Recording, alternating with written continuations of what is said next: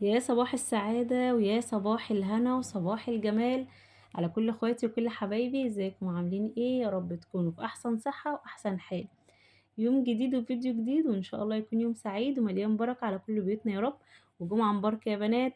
النهاردة بقى ايه الروتين ده بتاع يوم الجمعة. ابتديت بقى اليوم معاكم من بدري.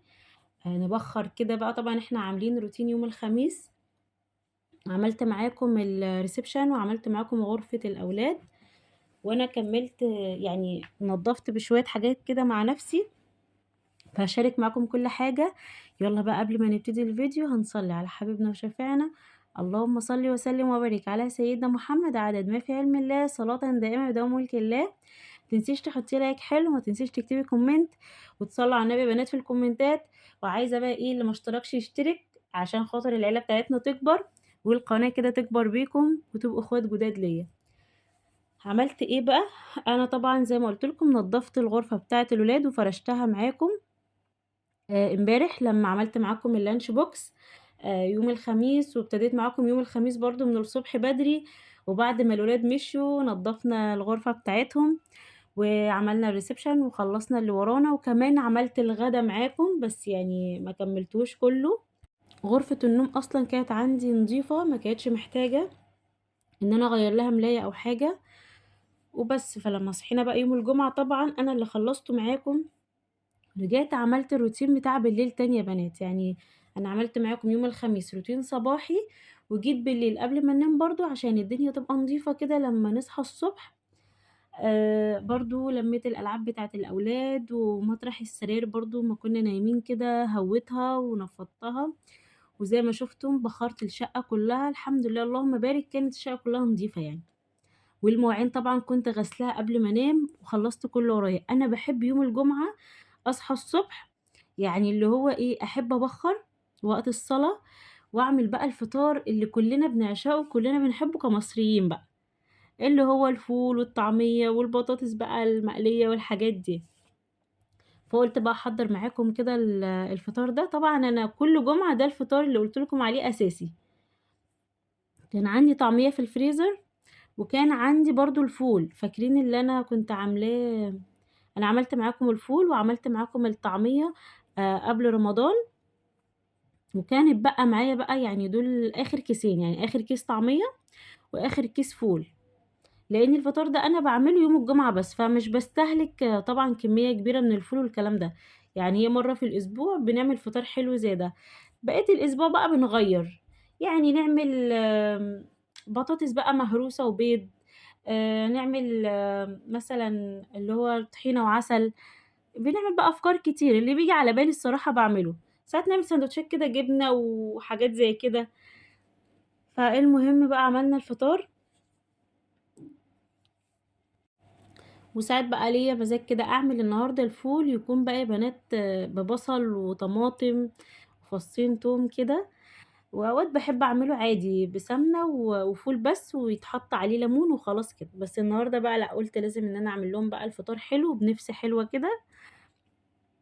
عايزة أقول لكم أنا ما عرفتش أصور لكم الروتين بتاع الليلي بتاع يوم الخميس، لإني وأنا طبعًا أنتم عارفين أنا كنت عاملة كشك، فالأولاد أشقيا بقى زي ما أنتم عارفين ربنا يهديهم. فوأنا باحط الغدا محمد ابني بقى واقف جنبي عمّال يعني اللي هو مش عارف هو عايز إيه. المطبخ عندي ضيّق، فلمّا أنا باحس إن أنا متوترة لمّا يقف معايا حد كتير أساسًا. فهو عمّال يشد في الصينية، فقام موقّع الكشك عليه وأنا جيت أفاديه قام واقع على إيدي أنا كمان. عايزة أقول لكم بقى كان سُخن جدًا، جدًا، إيدي احمرِّت أوي. قعدت أحُط لها بقى تلج وأحطها تحت المَيّة، وهو كمان يا عيني وقع على كتفه كلّه كده بصدره. فقعدت برضه أحُط له مَيّة وتلج، وباباه نزل جاب له كريم كده من الصيدلية، وقعدت أحُط في مُرطبات، وكمان عشان الجو حَر فالبتاع سُخن، فعمل بقى احمرار جامد. فما عرفتش إن أنا أصوّر، يعني ما عرفتش أصوّر معاكم. قُلت بقى لمّا يعني بقيت أعمل الحاجة بتاعتي بسرعة كده وأخلّص، واليوم قفل معايا الصراحة. لمّا عمل كده اليوم قفل معايا، وطبعًا هو عمّال يعيّط، فحسّيت إن أنا خلاص يعني باحب أصوّر كده وأنا رايقة. فقُلت أصوّر لكم بقى يوم الجمعة بقى كده أعوّضكم عن الروتين بتاع يوم الخميس. الطعمية بقى يا بنات بصوا اللي احنا عاملينها في البيت ولا انضف من كده ولا احلى من كده. سبحان الله حاجة البيت فيها بركة وجميلة. طبعًا الكيس أنا باطلّعه يا بنات ما كنتش حاطة عليه توابل ولا ملح ولا أي حاجة.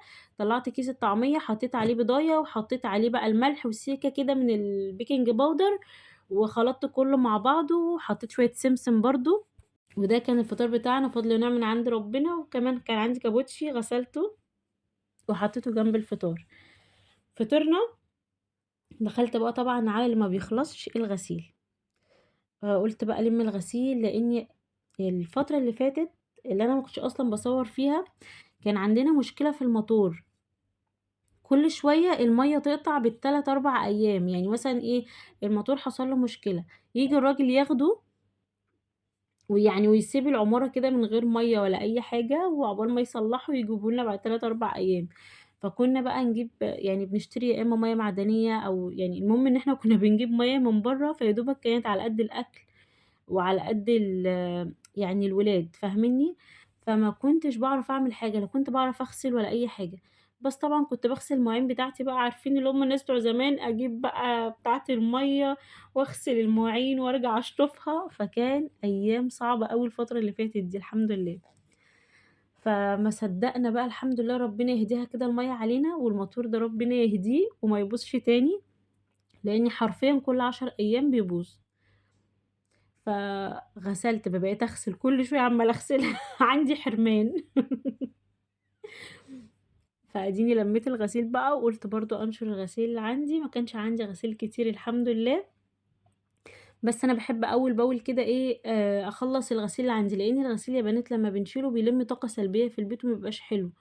وغير كده زي ما قُلت لكم أنا يعني مش عاملة هدوم كتير للأولاد ولا لينا ولا كده، يعني أنا مخلّية هدوم على قد استخدامنا. فالهدوم الحمد لله يعني لمّا باجي أغسل ما بيبقاش الغسيل كتير أوي، لإني أنا مش عاملة هدوم كتير. يعني أنا مش مخلّية في الدواليب هدوم كتير أوي. يمكن أكتر حد كمان عنده لبس هو يعني جوزي، هو أكتر واحد عنده لبس. فلمّا باجي أغسل هدوم ليّا ولولادي ما بتبقاش كتير، هو بس الملايات وهدومه هي بتبقى أكتر حاجة عندي في الغسيل.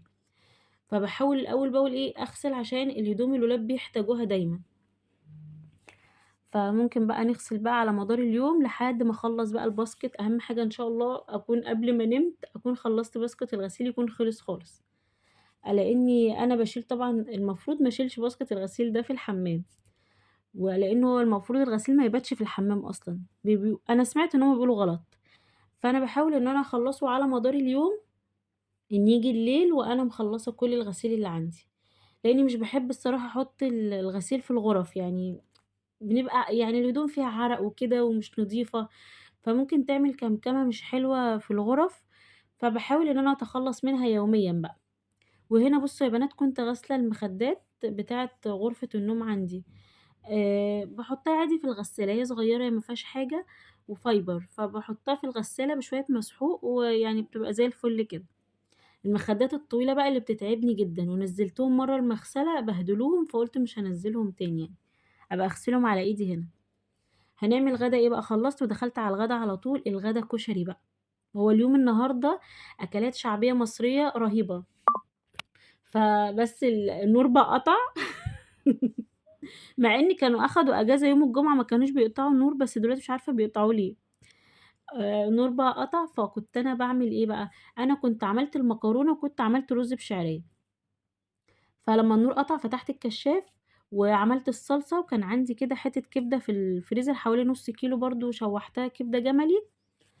وعملت اللي هو العدس يا بنات اللي هو إيه، اللي هو بجبة ده. بس أنا باحب أعمل كل حاجة لوحدها، مش باحب أعمل العدس مع الرز مع الشعرية والكلام ده لأ. المكرونة لوحدها، الرز والشعرية لوحدهم، العدس بجبة لوحده. وكمان كنت عاملة بقى محمّرة بصل. طبعًا الحاجات دي سهلة، أنتم طبعًا شاطرين وأشطر مني الكشري دوّة. باحب بقى يا بنات أقوم حاطة عليه عصرة ليمونة، أحلى طبق كشري مع شوية سلطة خضرا. أكلة حلوة كده وأنا باحبها أصلًا، يعني كان نِفْسي فيه أوي.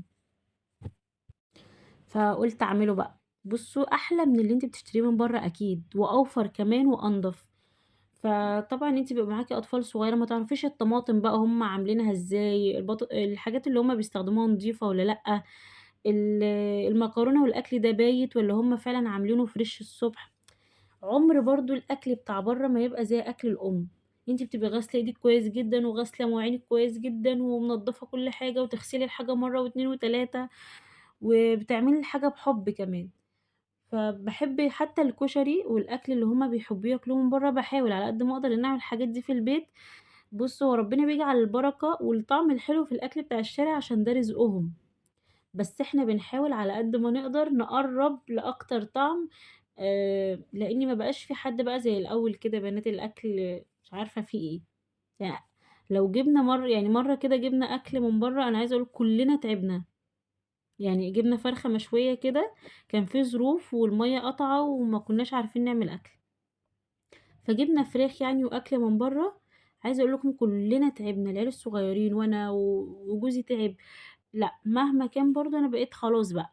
يمكن زمان قبل ما أتجوّز كنت باحب أكل الشارع جدًا، لكن بعد ما اتجوّزت وبقى عندي أطفال لأ، ما بقيتش أحب أكل الشارع. بقيت أحب أعمل كل حاجة وأتعلّمها حتى لو أنا ما باعرفش أعملها، بقيت أحاول أعملها في البيت. كنا بناكل بيتزا كتير، الحاجات دي من الشارع لأ، بقيت أعمل الحاجات دي الصراحة في البيت، وهُم كمان مرّة مع مرّة الأكل بيطلع أحسن. يعني حتى لو أنا ما كنتش متمكنة في الأول، لمّا بقيت أعمل الحاجات دي بإيدي مرّة مع مرّة وبقيت أعرف الأخطاء اللي وقعت فيها، فخلاص بقى الأكل يطلع حلو بقى ويطلع كويس، وكمان إحنا بقى بنخدم الأكل بطريقة حلوة وبنزوّد كمان. فباحس خلاص الأكل بقى بيطلع حلو حتى الولاد بقى يعجبهم، وجوزي كمان بيعجبه الأكل فيقول لي: "لأ اعملي في البيت." كان الأول كل حاجة يقول لي: "خلاص لأ إحنا نشتريها." لأ أنا هابعت أجيب أكل أحسن. فلأ خلاص بقى دلوقتي لمّا بقيت أعمل الأكل دوّة اللي هو بتاع اللي هو بيتزا، كشري، الحاجات اللي هي بتاعة الشارع دي خلاص بقوا يحبّوا ياكلوها في البيت. فأنتِ تقدري بقى بشطارتِك تتعلّمي الحاجة وتعمليها لولادِك كده تكون أنضف طبعًا وأحسن. حتى المخلّلات بقيت أعملها في البيت، لإن جوزي بيحب المخلّلات جدًا. وأنا قُلت لكم أنا اتمنع عني المخلّلات تمامًا عشان عندي أملاح عالية أوي. فحتى لو أنا مش هاكل منها باعمل له هو، كل ما يخلص باعمل برطمانات صغنّنة خالص. شاركتكم فيها في رمضان وهاشارككم تاني إن شاء الله، لإن هي خلصت بقى الحمد لله بالهنا والشفا. فهاعمل بقى إن شاء الله كام برطمان برضه صغنّن كده، المخلّلات اللي هو بيحبها. بُصّوا بقى دخلت على البوتاجاز زي ما أنتم شُفتوا، غسلته بقى. أنا عايزة أقول لكم اللهلوبة يا بنات تحفة، اللهلوبة بتاعة my way كلمتكم عنها قبل كده. كنت الصراحة مش عايزة أجيبها في الأول، بس لمّا جِبتها وجرّبتها قُلت لكم الصراحة نتيجتها حلوة أوي وريحتها جميلة وريحة نضافة كده، وبتلمّع البوتاجاز جدًا بقى، تقدري تستخدميها على الرخام، على البوتاجاز، على الحوائط، أي حاجة بقى أنتِ بتحبي تنضّفيها. لأ، بجد يعني النتيجة عجبتني. مش باستخدمها كل يوم، وزي ما قُلت لكم مش باستخدم المنظّف بتاع بوتاجازات والحاجات دي يوميًا، بس مرّة كده أحس إن إيه، البوتاجاز بهتان كده من التنضيف، يعني أنا دايمًا باستخدم له إيه، صابون مواعين بس وإسبونشة، وساعات ممكن بفوطة مبلولة كده ما دام ما فيهوش حاجة بس يعني باحب ألمّعه كده، آخده إيه، تلميعة بسيطة. ساعات بقى بييجي عليَّ وقت أنا عايزة بقى إيه، أدّي لمعة كده حلوة، أقوم مستخدمة منتج جديد، ولمّا بيعجبني حاجة طبعًا باقول لكم على طول في الفيديوهات، ومن ضمنهم بتاعة my way ديّة اللهلوبة دي حلوة أوي، وتقريبًا مش غالية يعني. خلّصت بقى البوتاجاز كده ولمّعته بعد الغدا، وكان عندي شوية مواعين. دي مش طبعًا مش مواعين طول اليوم، دي المواعين اللي هو آخر شوية مواعين، لإني أنا طول اليوم طول ما أنا واقفة باعمل الفطار أي حاجة بتتبهدل باغسلها بسرعة. بعد الغدا على طول برضه غسلت مواعين. دي شوية بقى حاجات بسيطة كده، فقُلت أغسلها معاكم. من كتر يعني أنا عايزة أقول لكم أنا من الناس اللي ما باحبش المواعين أصلًا، طول عمري مش كنت باحبها حتى قبل ما أتجوّز يعني، ما كنتش باحب المواعين دي خالص. لإني طبعًا كانت بتبهدل لي ضوافري وبتبهدل لي إيدي وما باحسش كده إيه، يعني تحسي إيه لمّا تبُصّي على إيدِك كده وتحسي إن هي متبهدلة كده بسبب غسيل المواعين بيصعب عليكِ نَفْسِك. فدي كانت مكرهاني في المواعين. فخلاص بقى بعد ما اتجوزت ما حدش هيغسل مواعين إلا أنا. لو قعدت شهر أنا اللي هاغسلها. فبقيت أحاول أتخلّص منها على قد ما أقدر، وعشان كمان ما أفضلش واقفة طول اليوم، فطول ما أنا باعمل حاجة في المطبخ واقفة مثلًا باغلي شوية لبن، بدل ما أفضل واقفة جنبيه كده لأ، ممكن أغسل طبقين. وممكن لو أنتِ مش قادرة وعندِك مواعين كتير مش لازم تغسليها مرّة واحدة، ممكن تقسّميها، يعني تخلّي شوية إزاز لوحدهم، وتخلّي مثلًا الحِلل لوحدها.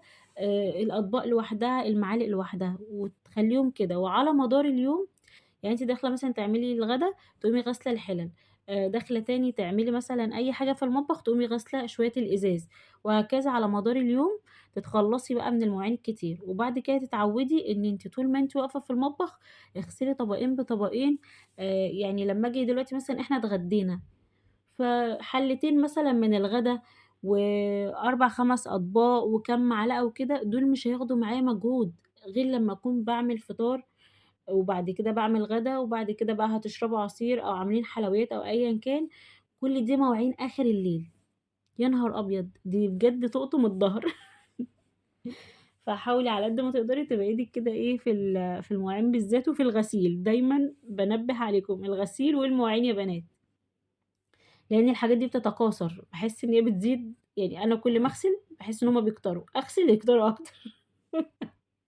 فباحاول على قد ما أقدر إن أنا أتخلّص منهم على طول.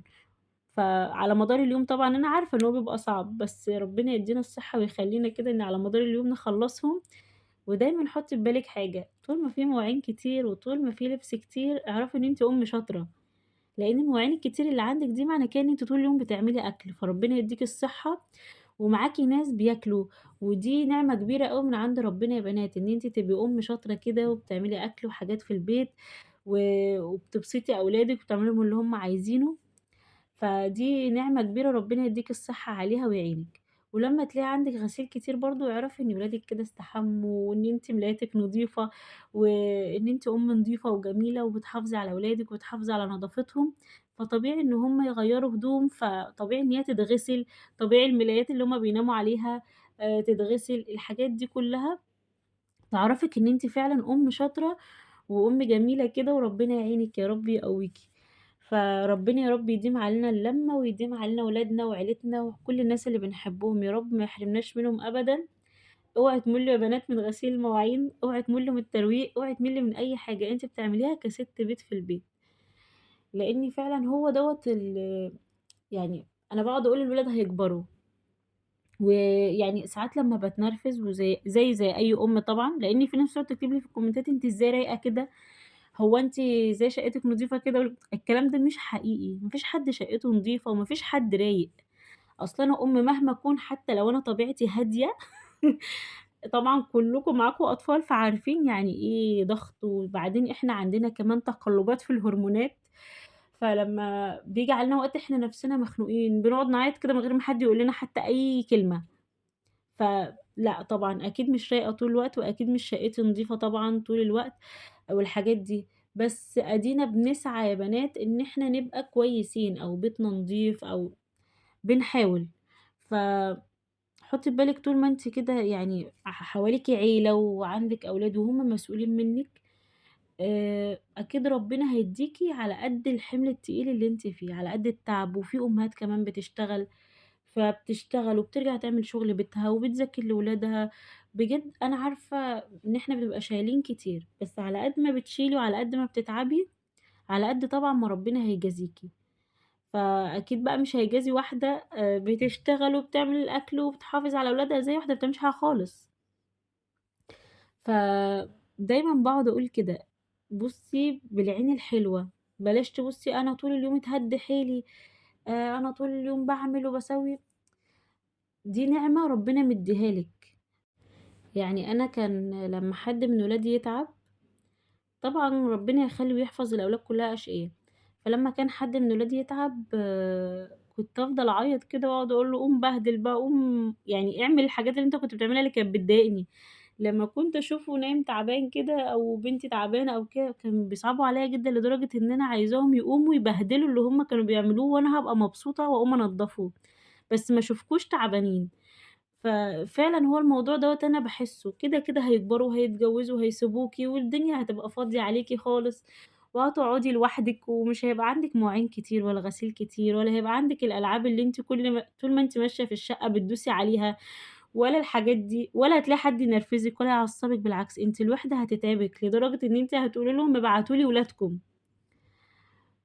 فإحنا الحمد لله لسه صغيّرين، ولسه الحِمل بسيط برضه يا بنات، يعني إحنا طول ما ولادنا صغيّرين كده أنا باحس إن الموضوع أحسن.